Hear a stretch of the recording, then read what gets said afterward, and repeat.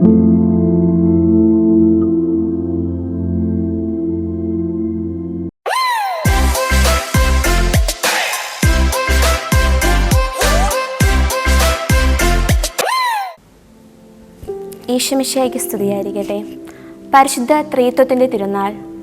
പെന്തക്കൊസ്താ തിരുനാളിന് ശേഷമുള്ള ഞായറാഴ്ചയാണ് പരിശുദ്ധ ത്രിത്വത്തിൻ്റെ തിരുനാൾ. പരിശുദ്ധ ത്രിത്വത്തിൻ്റെ ഞായറാഴ്ച എന്നും ഈ ദിവസം അറിയപ്പെടുന്നു. പരിശുദ്ധ ത്രിത്വം എന്നത് 3 ദൈവങ്ങളല്ല, ഏക ദൈവത്തിൻ്റെ 3 രൂപങ്ങളാണ്.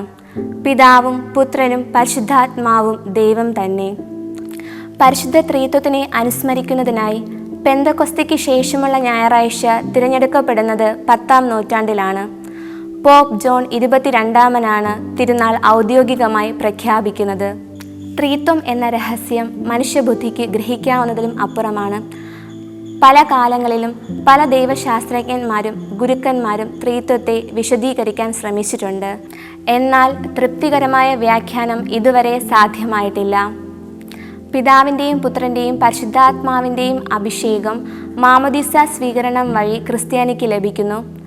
പരിശുദ്ധ ത്രിത്വത്തിലെ 3 ആളുകളും ശിഷ്യന്മാരിൽ വസിക്കുന്നതായി യേശു ഉറപ്പ് നൽകിയിട്ടുണ്ട്.